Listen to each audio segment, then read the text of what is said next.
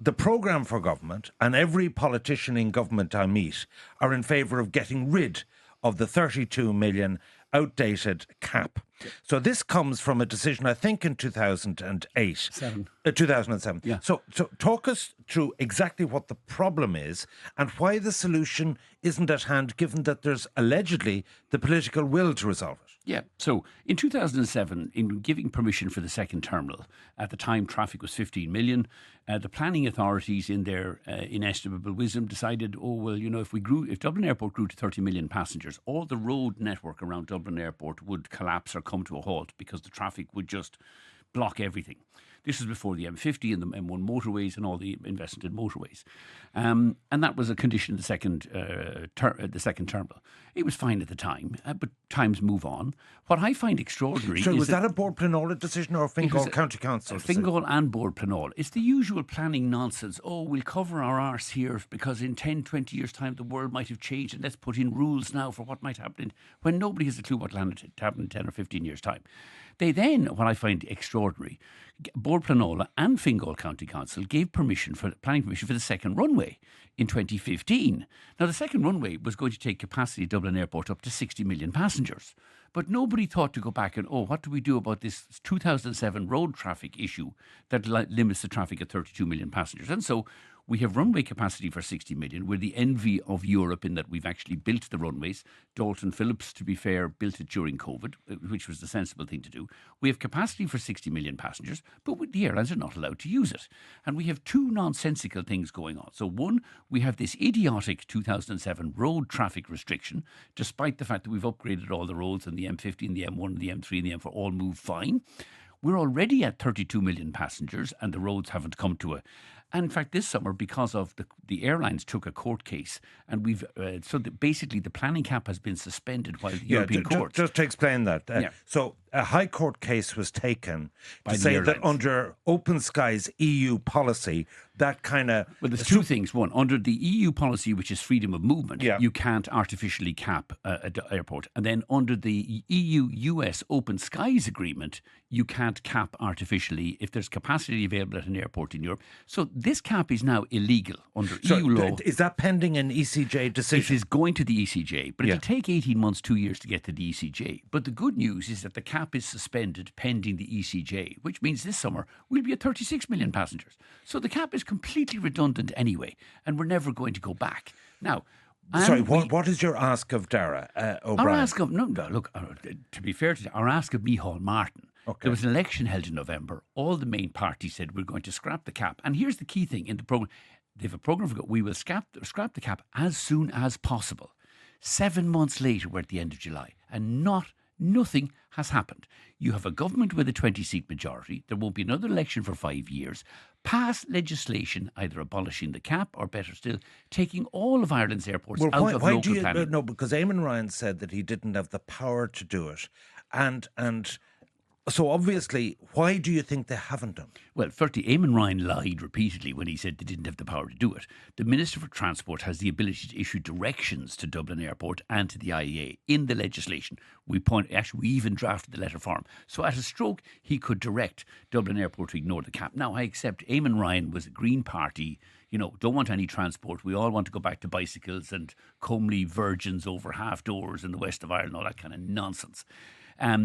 But that's not the point. We've moved on from that. We have a programme for government that was published in January that says we will remove this cap as soon as possible. We have a government with a 20-seat majority, and we have 5 years to the next election. So take I got that. decisions. But there does seem to be something which I don't understand with the Attorney General that they say prohibits them from doing it. No, nothing with the... But it's all part of the usual waffle you get out of, we're consulting with the Attorney General. What are you consulting with the Attorney General for? You have a government with a 20-seat majority. You have a programme for government that says you'll abolish this cap as soon as possible, pass legislation. And what impact is that having, the cap, in terms of airfares? And for transatlantic, it's not your business, but transatlantic, in terms of people can't plan for future schedules? In the very short term, because of the successful court action by the airlines, the cap is having no effect on short-haul travel. But the Americans, the Asian airlines, will not commit to investing in new routes here at Dublin Airport, where there is a risk that this cap will be reimposed in 2 years' time. If, for some reason, I don't think it will, but if the court case fails, the cap could be reintroduced. And we have two things going on at Dublin Airport. One, you have the cap, and two, you have the utterly nonsensical nighttime noise restrictions. Which I want to come to. Which we're coming to. Okay. So none of the long-haul airlines, the Americans, the Asians, will invest in new routes here. It'll take them 3 or 4 years for those routes to break even or make money, and they won't put in that investment, despite the fact that we have an empty second runway and we have lots of capacity here. So it's really on the transatlantic side it's impacting It's most. on the long-haul side at the moment. The short-haul is largely protected because we have this injunction. Which is interim. Yeah, which is only interim. Okay. Now, entirely separate to that is this issue of night flights. So my understanding is that on board Planola last September issued a draft ruling limiting nighttime flights to 13,000 a year, which works out at fewer than 36 per night. Now, that was a kind of draft decision, and I'm told that the full decision is imminent. So, leaving aside the cap altogether, is this not a really serious restriction? It is. It's almost more serious, particularly for the American airlines who all arrive in here. The problem with this issue is the definition of what a nighttime is. At most airports across Europe, nighttime is defined as midnight until about 5:30 or 6 a.m. In Ireland, we define nighttime here as 11 p.m. to about 7 a.m. And most of the transatlantic flights land between 5 and 7 a.m. in the morning. There's a limit on the number of flights that can take off in that nighttime window. And this would be solved if you moved that nighttime window to midnight to either to 5:30 or even to 6 a.m. If you moved the definition of nighttime from 11 a.m. from 11 p.m. to 7 a.m. to midnight to 6 a.m., problem would go away. So that's just a 2-hour change. It's a 2-hour change. But Bord Planola keep making a mess of this thing. Bord Planola, when they reviewed this thing, we had the nighttime restriction. They've lifted that nighttime restriction on the number of flights, but then they've reintroduced it by the back door. They went off. Just on this, because and Bord Planola are useless Matt Cooper at sent this. me last night on our podcast an email of someone saying, because Matt and I were calling for the cap to be lifted, and this person said, wait till I tell you about my life. I live within 2 miles of the airport. I can't sleep every 30 seconds. There's this booming sound and that. Do you have any sympathy for the rest? Absolutely none. I mean, it's all fucking made up. We've opened up 2 runways, which straight away has halved the number of flights over St. Margaret's anyway, because half of them have gone to the second runway. Secondly, there are no nighttime flights taking off over your house between the hours of midnight to 6:30, 6 o'clock in the morning. And if you're in your bed and your windows are closed, you won't even hear it. You're more likely to be disturbed by traffic on the St. Margaret's Road than you are by aircraft taking off. The aircraft today are 50% quieter than they were 5 or 10 years ago. It is an utter nonsense. We put a video up on our website. We sent around a noise measuring site to St. Margaret's, to Ballybohol and to Ashbourne. There's less noise with an aircraft directly overhead of those 3 sites than there is in any of the main roadways in Dublin during the daytime. And they talk, there's a primary school there. The children can't sleep. The children are only in the primary school from 9 o'clock until about 3 o'clock in the afternoon. They're out playing in the playground and they make more noise than the bloody aircraft overhead. So it's all NIMBY nonsense. You built a house in the environs of Dublin Airport. Dublin Airport's been there since 1942. You either moved to the area or you built a house behind the area. But in any event, you're saying suck it up. Suck it up. And in any event, you've now got 2 runways. So if your house is in St. Margaret's, you have 50% fewer flights over your house because of the second runway. Now, this is the problem. The problem is these guys have a disproportionate influence on local county councillors in Fingal, and you have this kind of NIMBYism determining national aviation policy. Dublin is our gateway to an island on the periphery of Europe. We want to continue growing in Dublin.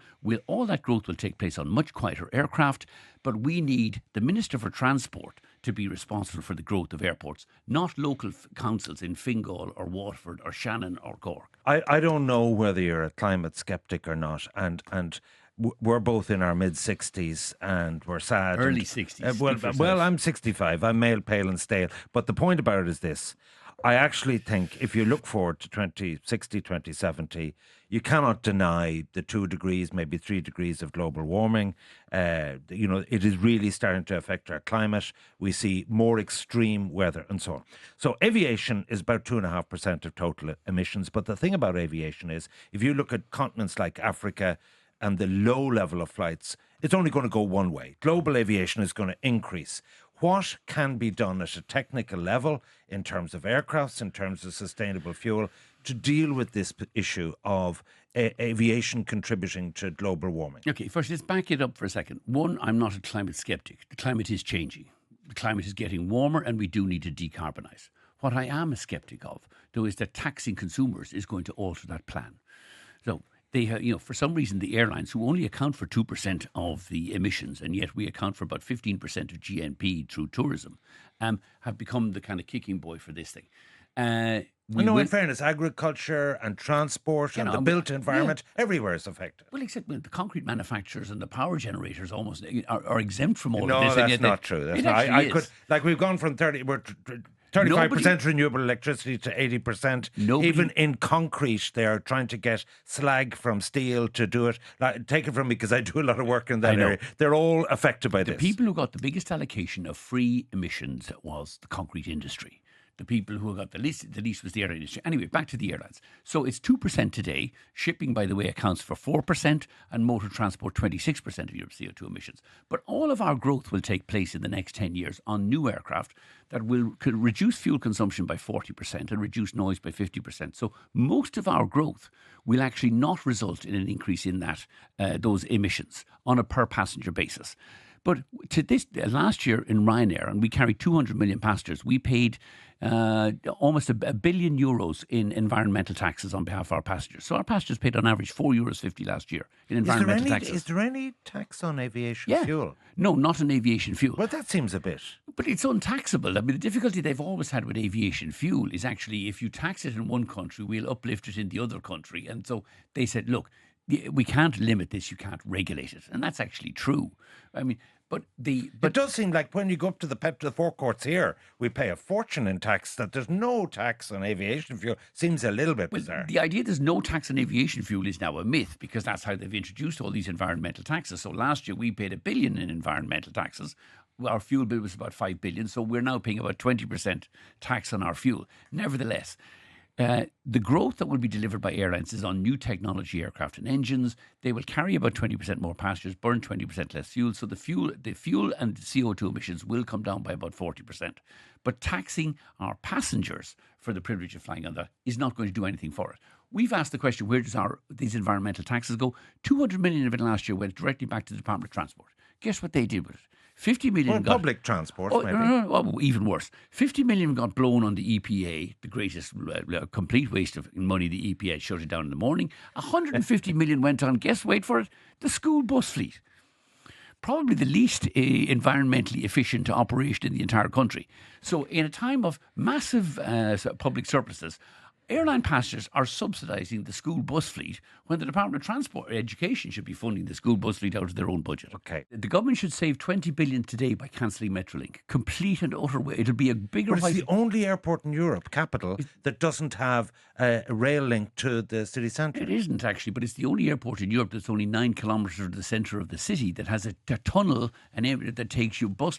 Like 30% of the traffic going to and from Dublin travels by bus. Dublin Airport is very well served by buses.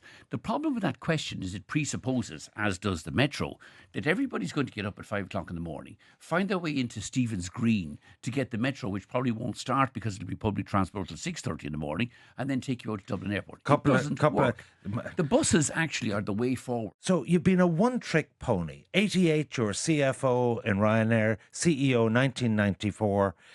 And I mean, like all of us have to face this on our deathbed. Now, I've done politics, business, media, and so on. All badly, nevertheless. No, but put it like this. With moderate success. I'd agree with that. But the point I'm trying to make to you is this: that is there anything that you want to do other than Ryanair? I wanted to get married. I wanted to have a family. No, I meant business-wise, career-wise. Business-wise, no. Look, this is the most exciting company in Europe. We still have very ambitious plans. Like we did 200 million passengers last year. In 8 years' time, we intend to grow that to 300 million passengers. Okay. So this is a very exciting, we're revolutionising air travel across Europe. We will own... So there's no succession plan? Oh, there is a succession plan. The board goes through a succession plan every year. But not till 2029, what I'm just hearing. I could get run over by a bus here or by a pony and trap on Stephen's screen as I leave the building here. So there has to be a succession plan in place. But I'm contracted up to 2028. We haven't started discussion with the board what happens after 2028. So the final thing I want to ask you is this, that you're a great man for talking the talk, and you do it colourfully and with charisma and all that. But actually, you haven't walked the walk. There has been, we've been through crashes and troikas and everything, and never once have you taken on any state role where you might give of your talents, give of your time to help any state organisation. Why not? Well, firstly, my role here is to generate lots of tax revenue for the Irish state, and I'm the biggest taxpayer in the country, so I have to keep going. 2, I make lots of suggestions to how the state could be improved. It's just that nobody ever pays any attention to them. I mean, the department... No, but why not roll up your sleeves and take something like planning? Why wouldn't you take on Paul Reid's job as head of onboard Planola? We have a strict rule in Ryanair, no outside gigs, so we don't allow any of our people to go, become non-executive directors of boards, to join state companies, all the rest. We have a couple of retired, bewildered executives like Michael O'Leary, who, God bless him, keeps volunteering for these jobs. He's now on the board of the HSE. I can't imagine what he's doing on the board of the HSE. He needs help. But I have to lead from the front. Like, we are growing so fast, and we are doing such imaginative things. I don't honestly have the time, apart from minding my family, my farm, and my airline. There is no more time in the day.